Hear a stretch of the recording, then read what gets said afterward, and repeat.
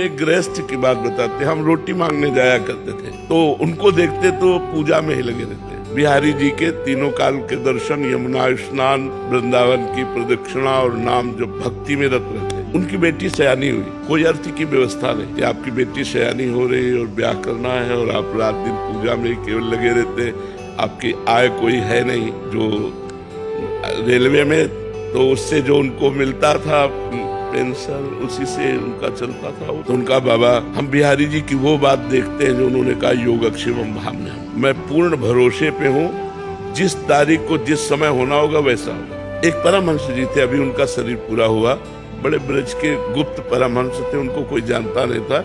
वो एक इंजीनियर को गुड़गांव से लेकर के आए बिहारी जी के दर्शन कराने। तो वो उनके यहाँ पहुंचे, पहुंच कर कहा कि तुम्हारी बेटी ब्याह लायक है यार, ब्याह नहीं करोगे? तो उनका कोई संयोग बैठेगा तो देखेगा, हम तो बिहारी जी के ऊपर है। तो कहा ये इंजीनियर है, ठीक रहेगा?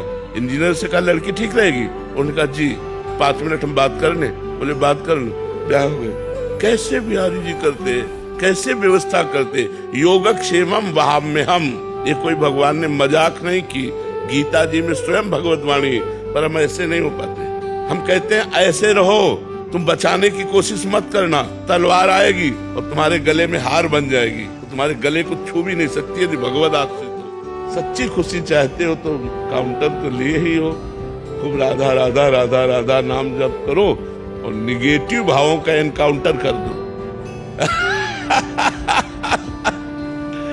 काउंटर से इतना नाम जप करो कि निगेटिव भाव का इनकाउंटर कर दे, तो आप देखो बच्चा पॉजिटिव में खुशी है, पॉजिटिव में ही खुशी है।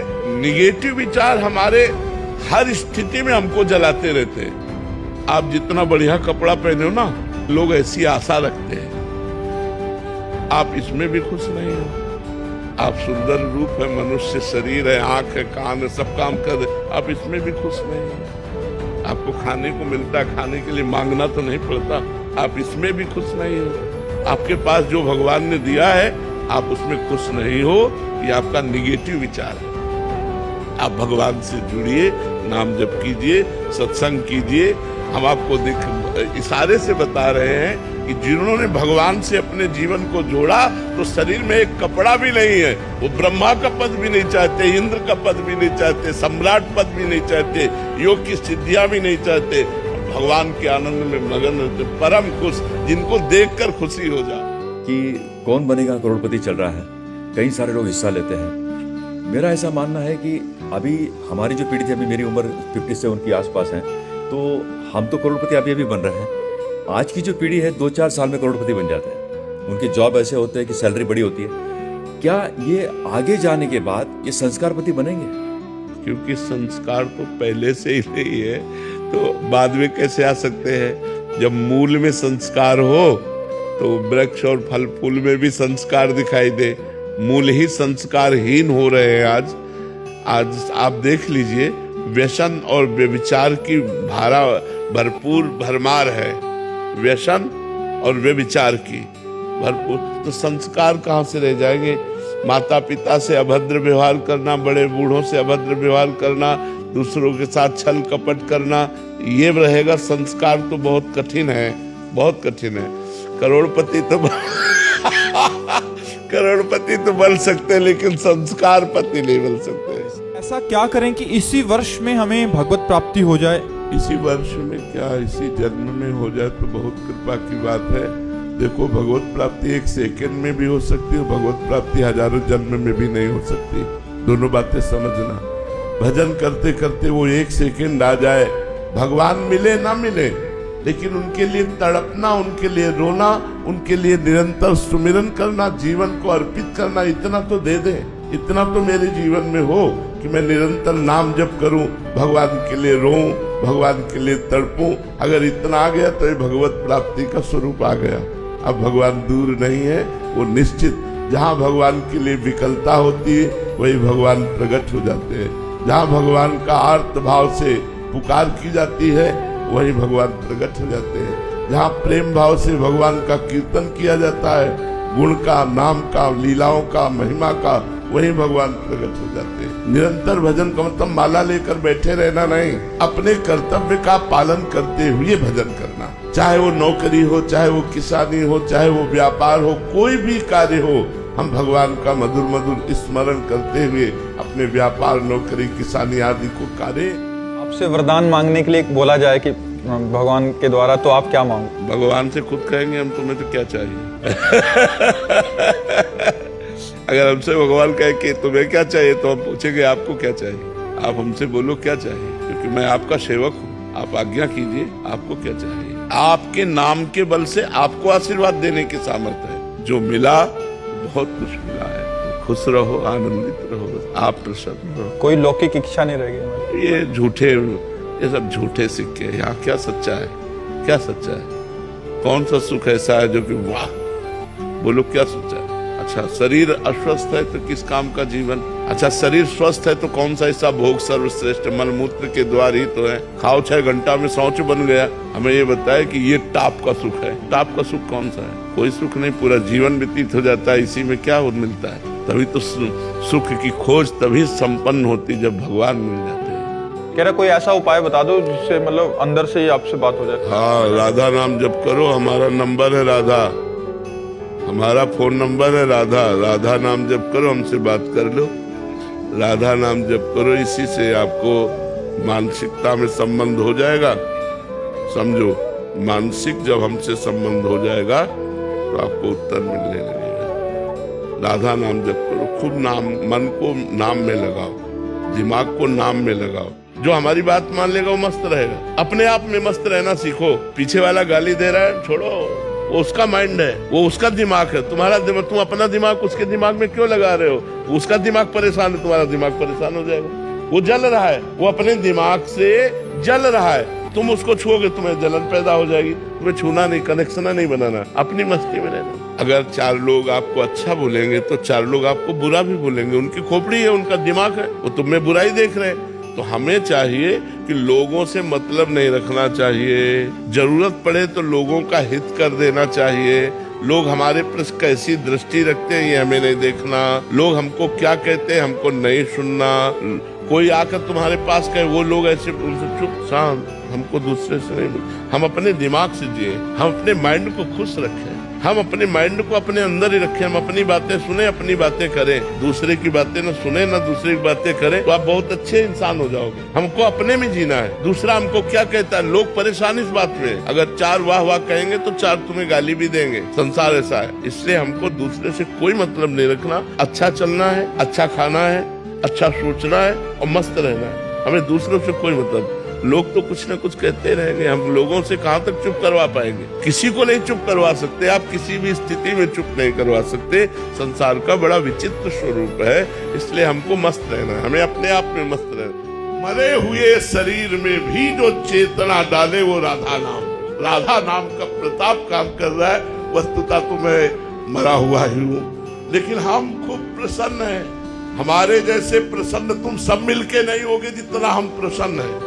सही कहता हूँ, तुम सब कहीं न कहीं चिंतित होगे और हम पूरे प्रसन्न। न मरने का भय है, न जीने की इच्छा है। सच्ची कह रहे हैं तुमसे, दोस्त की तरह कह रहे हैं। अगर तुम संसार में सुखी होना चाहते हो, चिंता भय रहित होना चाहते हो, तो नाम जप करके देखो, राधा राधा राधा राधा।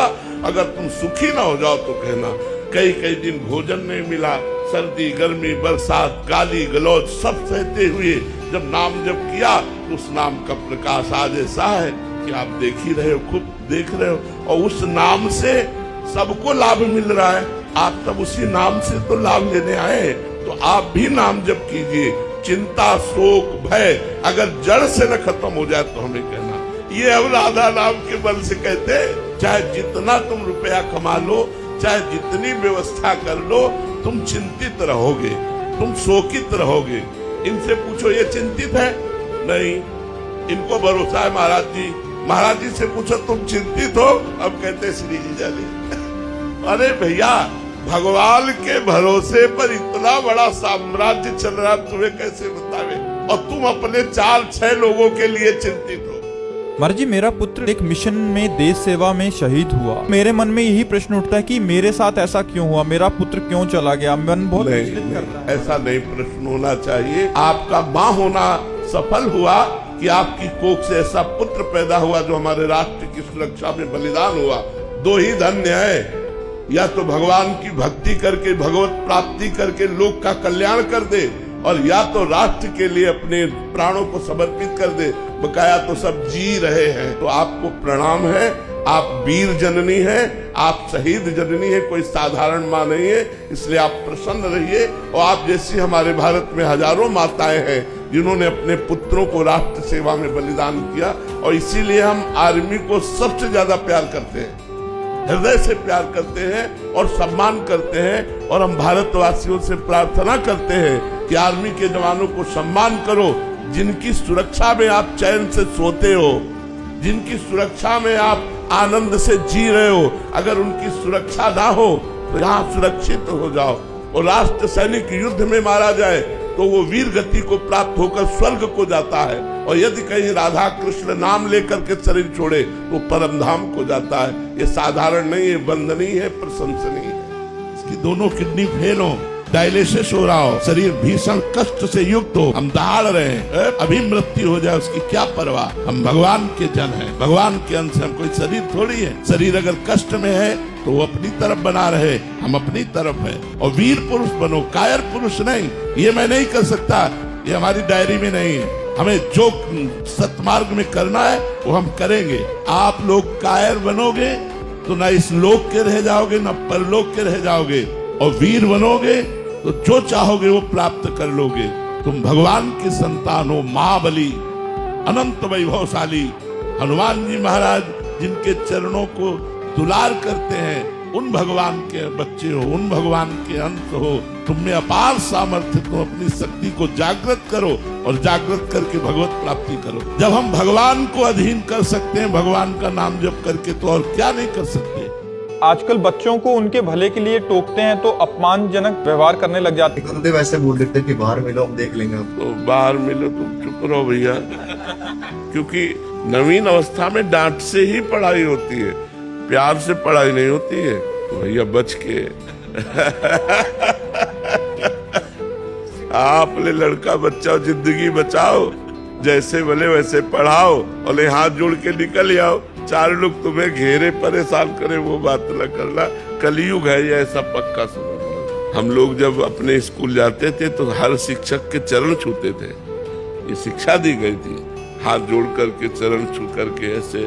तो अब तो इसीलिए शांत रहो, जितना अवसर देखो उतना पढ़ा दो, फिर इसके बाद छोड़ दो भगवान के ऊपर कि तुम जो कर्म करोगे भोगोगे। अब डांट के बिना तो पढ़ाई नहीं होती है, तो पक्की बात है। शासन होना अति अनिवार्य है, अगर शासन नहीं होगा तो सब बिगड़ जाएगा। गुरुदेव उनके माता पिता को बोलते हैं तो वो भी उल्टा हमें बोलते हैं। हाँ, तो फिर पता चलेगा जब थोड़ा बड़े होंगे, अपने माता पिता को अपने आचरण दिखाएंगे, उनको पता चल जाएगा कि हमारा पक्ष लेने का फल क्या मिला। उन टीचरों की बात नहीं कहते जो पशुता का प्रयोग करते हैं बच्चों के साथ, मृदुता और शासन। अगर इतने पे भी कोई विरोध करता है तो ये भी मत कहो, हाथ जोड़ के कह दो कि कल पाठ करके याद करके आ जाना। एक माता जी लेके आए थे, वो कह रहे थे कि ये घर का सारा सामान बेच दिया, गांव का बच्चा है, कह रहा धान बेच दिया, मेरे आभूषण बेच दिए, पिताजी इसके है नहीं है, और पूरा अभी इसकी हालत ऐसी हो गई है कि मतलब क्या बताऊं। क्योंकि उसे अर्थ चाहिए, नशा सीख गया, उसे अर्थ चाहिए। तो नए बच्चों को चाहिए कि वो व्यसन न करे, व्यभिचार न करे, संयम से रहे। जब गृहस्थी में जाए तब गृहस्थ धर्म का उपभोग करे। नहीं, अभी एक तपस्वी जीवन है, विद्यार्थी जीवन एक तपस्वी जीवन होता है। जो विद्यार्थी हस्तमैथुन करता है, जो विद्यार्थी गर्लफ्रेंड आदि बना करके बॉयफ्रेंड बना दिया, व्यभिचार करता है, जो विद्यार्थी नशा करता है, जो विद्यार्थी गंदी बातें बोलता है, वो विद्यार्थी नहीं, वो तो भ्रष्ट आचरण वाला बच्चा है। वो दंडनीय मार्ग में जा रहा है, वो उन्नतिशील कभी नहीं हो सकता। जो बच्चों की गंदी बातें हैं, आपस में गालियां देना, गंदी बातें करना, गंदे मजाके करना, ये सब नहीं करना चाहिए। इससे हमारा स्वभाव बिगड़ता है, इससे हमारी बहुत हानि हो जाती है। मनोरंजन में हम नीचे पतित होते चले जा रहे हैं, ऐसा मनोरंजन नहीं करना चाहिए। मन को सही बोलना चाहिए। महाराज जी, आत्मा अहंकार विमूढ़ क्यों कही गई है? तो देखो, मन मांगता है, इंद्रियां देखती हैं, सुनती हैं, चखती हैं, लेकिन मैं क्या कहता हूँ, मैंने खाया, मैंने देखा, मैंने भोगा, मैंने किया, तो अहंकार विमूढ़ आत्मा, ये अहंकार विमूढ़ आत्मा अंतःकरण धर्म को लेकर। जैसे एक आदमी रिक्शा चला रहा है तो हम रिक्शा वाले नहीं बोलते ए रिक्शा, वो खड़ा हो जाए, क्योंकि उसने रिक्शा से तदात्म कर लिया है, तो खड़ा हो जाएगा नहीं। कुछ दिन बाद उसने टैक्सी खरीदी, अब उसको बोले ए रिक्शा, वो नहीं खड़ा होगा। उसे कहो ए टैक्सी, वो खड़ा हो जाएगा। ना वो रिक्शा है ना वो टैक्सी है, लेकिन उसमें तदात्म होने के कारण वो अपने में आरोपित कर लेता है। ऐसे ना ये पंचभूत का शरीर, अंतःकरण, स्वभाव ये आत्मा का नहीं है, लेकिन उसने स्वीकार कर लिया, उसे जीवात्मा कहा गया, उसे विमूढ़ आत्मा कहा गया, उसे मूढ़ कहा गया, उसे पापी कहा गया, और वही बार बार जन्म मरण को प्राप्त हो रहा है। जब तक अहंकार है फिर उसे शुभ कर्मों को भोगने के लिए बार बार जन्म, बार बार मरण। ये यद्यपि वो अजन्मा है, निर्विकार है, पर जैसे रिक्शा वाला अलग होने पर भी, रिक्शा में तदात्म होने पर ये रिक्शा कहने पर खड़ा हो जाता है, ऐसे ही इस शरीराभिमानी होने के कारण उस आत्मा को, निर्लेप आत्मा को, निर्विकार आत्मा को, अजन्मा आत्मा को बार बार पुनरपि जननम पुनरपि मरणम पुनरपि जननी जठरे शयनम, ये बार बार उसको बार बार माँ के गर्भ में जाना पड़ता है। हम एक अच्छी रजाई ओढ़ करके और हीटर के सामने बैठे, ये हमारा सुख नहीं। हम आपके लिए क्या बलिदान कर रहे हैं जो आप हमारे लिए कर रहे हैं? आप रुपया पैसा लगाकर, परिवार शरीर का मोह छोड़कर आप केवल दर्शन की आकांक्षा रखते हैं, तो हम आपके लिए प्राण भी न्यौछावर कर देते, थोड़ी बात है। हम आपके सुख के लिए है, हमारा जीवन विश्व सुख के लिए है, हमारा सुख इसी में है। हम आपको देखते हैं ना, धर्म में चलते हुए, मुस्कुराते हुए, हम सुखी हैं। हम शरीर को सुख देखने तो किडनी फेल है, क्या शरीर का सुख न खान का, न पान का, न रहने, तो हर सुख हमारा आप सब में निहित है। आप स्वस्थ हो, आप धर्म से चल रहे, आप समाज सेवी हो, आप राष्ट्र सेवी हो, आप भगवत सेवी हो, ये हमारे गर्व का विषय कि हमारे देशवासी ऐसे हैं। हमारे देशवासी सुधर रहे, हमारे देशवासी भगवत मार्ग में चल रहे, तो हम अपना जीवन धन्य मान रहे और हम सुखी है।